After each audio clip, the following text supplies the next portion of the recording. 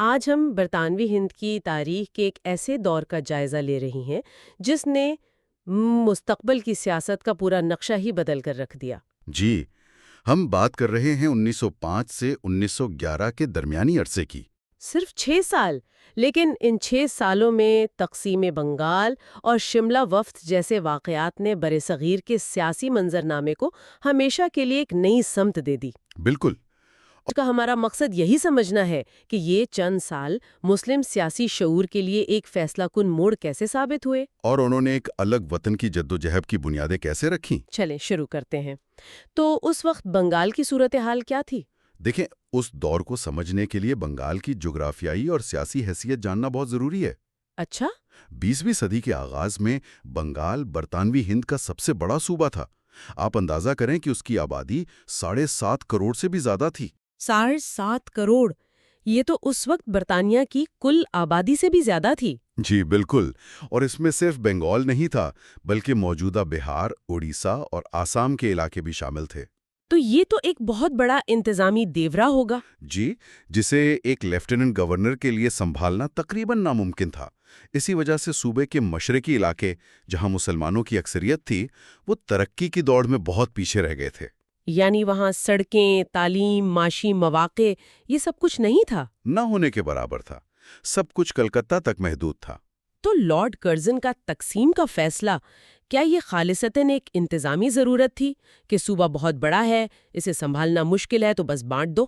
بظاہر تو یہی کہا گیا، اور یہ ایک بہت مضبوط دلیل بھی تھی، لیکن اس کے پیچھے گہری سیاست بھی کار فرما تھی۔ اچھا، وہ کیا تھی؟ دیکھیں، کلکتہ اس وقت بنگالی ہندو قوم پرستی کا گڑھ بن چکا تھا، انگریز مخالف سرگرمیوں کا مرکز تھا۔ صحیح۔ تو برطانوی حکومت عملی یہ تھی کہ اس قوم پرست مرکز کو کسی طرح کمزور کیا جائے۔ اور اس کے لیے ایک نئے مسلم اکثریتی صوبے کا قیام ایک بہترین سیاسی جال تھی، یعنی ایک تیر سے دو شکار، انتظامی بہتری بھی اور سیاسی مخالفین کی طاقت کو توڑنا بھی۔ بالکل۔ تو جب 16 اکتوبر 1905 کو اس تقسیم کا باقاعدہ اعلان ہوا تو 2 نئے صوبے بنائے گئے۔ کون کون سے؟ ایک تھا مغربی بنگال، جس میں بہار اور اڑیسہ شامل تھے، اور اس میں ہندوؤں کی واضح اکثریت تھی۔ اس کا دارالحکومت کلکتہ ہی رہا۔ اور دوسرا؟ دوسرا صوبہ تھا مشرقی بنگال اور آسام۔ یہ ایک نیا مسلم اکثریتی صوبہ تھا، جس کی آبادی 3 کروڑ 10 لاکھ تھی، اور اس کا دارالحکومت ڈھاکہ کو بنایا گیا۔ اور یہیں سے سارا کھیل بدل گیا۔ ایک انتظامی لائن جو نقشے پر کھینچی گئی، اس نے زمین پر 2 قوموں کے مستقبل کا فیصلہ کر دیا۔ جی، یہ صرف جغرافیہ نہیں تھا، یہ نفسیات کی تقسیم بھی تھی۔ اس پر رد عمل فوری، شدید اور بالکل منقسم تھا۔ کانگریس نے کیا کہا؟ انڈین نیشنل کانگریس اور ہندو برادری نے اسے یکسر مسترد کر دیا۔ انہوں نے اسے انگریزوں کی کلاسک تقسیم کرو اور حکومت کرو کی پالیسی قرار دیا۔ اور کہا کہ یہ بنگالی قوم کو بانٹنے کی سازش ہے۔ جی، اور یہ صرف بیانات تک محدود نہیں رہا۔ اس نے ایک بہت بڑی عوامی تحریک کو جنم دیا، جسے سودیشی تحریک کہا جاتا ہے۔ بالکل۔ سریندر ناتھ بنرجی کی قیادت میں ایک زبردست احتجاجی مہم شروع ہوئی۔ سودیشی کا مطلب تھا اپنے ملک کا، یعنی برطانوی اشیاء کا بائیکاٹ۔ مکمل بائیکاٹ، خاص طور پر کپڑے اور چینی کا۔ جگہ جگہ غیر ملکی کپڑوں کے ڈھیر لگا کر آگ لگائی گئی۔ طلباء نے کلاسوں کا بائیکاٹ کیا، اور فضا میں وندے ماترم کے نعرے گونجنے لگے۔ 16 اکتوبر کو تو یوم سیاہ بھی منایا گیا۔ جی، اور بطور احتجاج رکھا بندھن کی رسم بھی ادا کی گئی، تاکہ ہندو مسلم اتحاد کا تاثر دیا جا سکے۔ لیکن یہ صرف ایک جذباتی رد عمل نہیں تھا، اس کے پیچھے کلکتہ کی ہندو اشرافیہ کے ٹھوس معاشی مفادات بھی تو تھے۔ آپ نے بہت اہم نقطہ اٹھایا۔ ڈھاکہ کے ایک نئے صوبے کا دارالحکومت بننے کا مطلب تھا کلکتہ کی اہمیت کا کم ہونا۔ وہاں کے بڑے زمیندار، وکیل اور تاجر، جن کا مشرقی بنگال میں بہت اثر و رسوخ تھا، انہیں اپنا معاشی مستقبل خطرے میں نظر آ رہا تھا۔ بالکل۔ دوسری طرف مسلمانوں کا رد عمل اس کے بالکل برعکس تھا۔ انہوں نے فیصلے کا خیر مقدم کیا۔ بھرپور خیر مقدم کیا۔ ڈھاکہ کے نواب سلیم اللہ خان نے اس کی کھل کر حمایت کی۔ مسلمانوں کو اس میں اپنے معاشی اور تعلیمی مستقبل کی امید نظر آئی۔ انہیں ایسا کیوں لگا؟ کیونکہ دیکھیں، مشرقی بنگال کے مسلمان کئی دہائیوں سے کلکتہ کے ہندو بنیوں اور زمینداروں کے معاشی استحصال کا شکار تھے۔ صحیح۔ انہیں لگا کہ ایک نیا مسلم اکثریتی صوبہ بننے سے انہیں ترقی کے نئے مواقع ملیں گے، اپنی یونیورسٹی، اپنا ہائی کورٹ، اپنی اسمبلی ملے گی۔ یعنی کلکتہ کے تسلط سے آزادی۔ جی، محمدن لٹریری سوسائٹی جیسے اداروں نے بھی تقسیم کے حق میں رائے عامہ ہموار کی۔ تو ایک ہی فیصلہ ایک گروہ کے لیے سازش اور دوسرے کے لیے موقع بن گیا۔ اس نے ہندوستان کی دو بڑی قوموں کے درمیان پہلے سے موجود خلیج کو ایک کھائی میں بدل دیا۔ بالکل، اور ہندوؤں کے شدید رد عمل نے مسلمانوں کو یہ سوچنے پر مجبور کر دیا کہ ان کے سیاسی مفادات کانگریس کے ہاتھوں میں محفوظ نہیں ہیں۔ اور اسی دوران برطانیہ میں سیاسی تبدیلی بھی آ رہی تھی۔ 1906 میں وہاں لبرل پارٹی کی حکومت آ گئی۔ جی، جو کانگریس کے لیے نرم گوشہ رکھتی تھی۔ اس سے مسلمانوں میں یہ خوف پیدا ہوا کہ نئی حکومت کانگریس کے دباؤ میں آ کر تقسیم بنگال کا فیصلہ واپس نہ لے لے۔ اور یہ وہ لمحہ تھا جب مسلم رہنماؤں نے محسوس کیا کہ اب خاموش نہیں بیٹھا جا سکتا۔ یہی وہ احساس تھا جس نے برصغیر کی مسلم سیاست کے سب سے اہم اقدام کی راہ ہموار کی، اور وہ تھا شملہ وفد۔ شملہ وفد 1 اکتوبر 1906 یہ مسلمانوں کی طرف سے اپنے مطالبات کو اجتماعی طور پر وائسرائے کے سامنے رکھنے کی پہلی بڑی کوشش تھی۔ جی، اس کی قیادت سر آغا خان سوم کر رہے تھے، اور اس میں پورے ہندوستان سے 35 ممتاز مسلم رہنما شامل تھے۔ یہ وفد شملہ میں وائسرائے لارڈ منٹو سے ملا۔ اور ان کے مطالبات کیا تھے؟ کیا وہ صرف مسلمانوں کے لیے کچھ رعایتیں مانگ رہے تھے؟ نہیں، یہ اس سے کہیں زیادہ گہری بات تھی۔ ان کا سب سے بنیادی اور تاریخی مطالبہ تھا جداگانہ طریقہ انتخاب۔ سیپریٹ الیکٹوریٹس۔ جی، اس کا کیا مطلب تھا؟ اسے تھوڑا آسان الفاظ میں سمجھائیں۔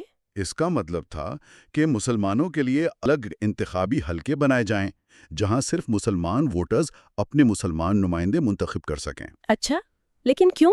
کیونکہ مشترکہ انتخابی نظام میں جہاں ہندو ووٹرز کی اکثریت تھی، مسلمانوں کا کوئی نمائندہ ان کی حمایت کے بغیر جیت ہی نہیں سکتا تھا۔ صحیح۔ تو اس طرح جیتنے والے نمائندے اپنی برادری کے بجائے اکثریت کے نمائندے ہوتے؟ بالکل، جداگانہ انتخاب کا مقصد یہ تھا کہ کونسلوں میں مسلمانوں کی حقیقی اور آزاد نمائندگی یقینی ہو۔ یہ تو بہت بڑا مطالبہ تھا۔ اس کے علاوہ اور کیا تھا؟ دوسرا مطالبہ نشستوں کی تعداد سے متعلق تھا۔ وفد کا کہنا تھا کہ مسلمانوں کو نمائندگی صرف ان کی آبادی کے تناسب سے نہیں، بلکہ ان کی سیاسی اہمیت کو مد نظر رکھ کر دی جائے۔ اور تیسرا مطالبہ سرکاری ملازمتوں، کونسلوں اور یونیورسٹیوں میں مسلمانوں کو مناسب نمائندگی دینے کا تھا۔ تو وائسرائے لارڈ منٹو کا اس پر کیا رد عمل تھا؟ حیرت انگیز طور پر لارڈ منٹو نے وفد کے مطالبات کو نہ صرف ہمدردی سے سنا، بلکہ انہیں جائز بھی قرار دیا۔ ان کا جواب بہت تاریخی تھا۔ انہوں نے کیا کہا؟ انہوں نے تسلیم کیا کہ ہندوستان جیسے ملک میں نمائندگی کا مغربی جمہوری اصول ہو بہو لاگو نہیں کیا جا سکتا، اور انہوں نے مسلمانوں کو یقین دلایا کہ ان کے سیاسی حقوق کا خیال رکھا جائے گا۔ یہ تو مسلمانوں کے لیے ایک بہت بڑی سیاسی اور نفسیاتی فتح تھی، لیکن کیا اسے برطانوی چالاکی بھی نہیں کہا جا سکتا کہ انہوں نے کانگریس کے دباؤ کے خلاف ایک مضبوط اتحادی کھڑا کر لیا؟ یہ ایک بہت اہم نقطہ نظر ہے۔ بلا شبہ برطانوی حکومت اپنے مفادات کو سامنے رکھ کر ہی فیصلے کرتی تھی۔ انہیں کانگریس کو توازن میں رکھنے کے لیے ایک سیاسی قوت کی ضرورت تھی۔ لیکن مسلمانوں کے نقطہ نظر سے دیکھیں تو یہ ایک تاریخی کامیابی تھی۔ جی، یہ برطانوی حکومت کی جانب سے مسلمانوں کی الگ قومی اور سیاسی شناخت کا پہلا باضابطہ اعتراف تھا۔ اس نے مسلمانوں کے حوصلے بلند کر دیے۔ اور اس کامیابی کا فوری نتیجہ کیا نکلا؟ اس کا فوری اور سب سے اہم نتیجہ آل انڈیا مسلم لیگ کے قیام کی صورت میں نکلا۔ صرف 3 ماہ بعد؟ جی، شملہ وفد کی کامیابی کے صرف 3 ماہ بعد 30 دسمبر 1906 کو ڈھاکہ میں نواب سلیم اللہ خان کی دعوت پر مسلمان رہنما اکٹھے ہوئے اور آل انڈیا مسلم لیگ کی بنیاد رکھی۔ یعنی شملہ وفد کی کامیابی نے ایک سیاسی پلیٹ فارم کی ضرورت کو مزید واضح کر دیا۔ بالکل، اس کے 3 بنیادی مقاصد طے پائے۔ پہلا، حکومت سے وفاداری۔ دوسرا، مسلمانوں کے سیاسی حقوق کا تحفظ۔ اور تیسرا، اپنے مطالبات کو شائستگی سے حکومت تک پہنچانا۔ تو جو بیج سر سید احمد خان نے تعلیم کے ذریعے بویا تھا، وہ اب ایک سیاسی پودے کی شکل اختیار کر رہا تھا۔ بالکل، اور صرف 3 سال کے اندر اس پودے پر پہلا پھل بھی لگ گیا۔ 1909 में मिंटो मार्ले इस्लाहात नाफिज की गईं। Indian councils act. जी, उन इस्लाहात में मुसलमानों का सबसे बड़ा मुतालबा यानी जुदागाना इंतखाब का हक बाकायदा तौर पर तस्लीम कर लिया गया। ये तो मुसलमानों की बहुत बड़ी आईनी फतह थी। जी, जिसने उनकी जुदागाना कौमियत को एक ठोस आईनी बुनियाद फराहम की। तो एक तरफ मुसलमानों को आईनी मैदान में बड़ी कामयाबियां मिल रही थीं, लेकिन बंगाल का मामला वो अभी तक सुलग रहा था। जी, स्वदेशी तहरीक वक्त के साथ साथ मजीद पुरतशद्दुद होती जा रही थी। एहतजाज, बाइकॉट, दहशतगर्दी, इन सब में बरतानवी हुकूमत का निज़ाम मफलूज कर दिया था। और फिर वो फैसला आया जिसने मुसलमानों को हिला के रख दिया, तक़सीम बंगाल की तनसीख। हाँ, 12 दिसंबर 1911 को दिल्ली में एक अजीम उशान शाही दरबार मुनक्किद हुआ, जहां बादशाह जॉर्ज पंजम ने खुद तक़सीम बंगाल की तनसीख का ऐलान कर दिया। और दारुल हुकूमत भी कलकत्ता से दिल्ली मुंतकिल कर दिया गया। जी, ताकि बंगाली कौम परस्तों के मरकज़ की अहमियत कम की जा सके। इस फैसले पर मुसलमानों का रद्द-ए-अमल क्या था? ये उनके लिए यकीनन एक बहुत बड़ा धचका होगा।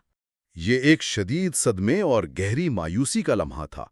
मुसलमानों ने इसे बरतानवी हुकूमत की तरफ से वादा खिलाफी और हिंदू नवाज पॉलिसी करार दिया। उन्हें लगा कि जिस फैसले को उन्होंने अपनी खुशहाली का जीना समझा था, उसे हिंदुओं के दबाव के सामने आकर वापस ले लिया गया। जी, और इस वाक़ये ने मुसलमानों को ये तल्ख सबक सिखाया कि हुकूमत सिर्फ ताकत, एहतजाज और दबाव की ज़ुबान समझती है, वफादारी की कोई कीमत नहीं है। तो अगर हम इन तमाम वाक़यात का खुलासा करें, तो इसका मजमूनी और देरपा असर क्या निकला? इसका सबसे बड़ा असर ये हुआ कि तक़सीम और फिर उसकी तनसीख ने हिंदू मुस्लिम इत्तेहाद के रहे सहे इम्कानात को भी तकरीबन ख़त्म कर दिया। मुसलमानों का बरतानवी इंसाफ और कांग्रेस की क़यादत दोनों पर से एतमाद उठ गया। जी, उन्हें यकीन हो गया कि एक मुत्तहदा हिंदुस्तान में उनके मुफादात कभी महफूज नहीं रह सकते। और शायद यहीं से अलहदगी पसंद सियासत का बाकायदा आगाज हुआ और दो कौमी नज़रिए की बुनियादें मजीद मजबूत हुईं।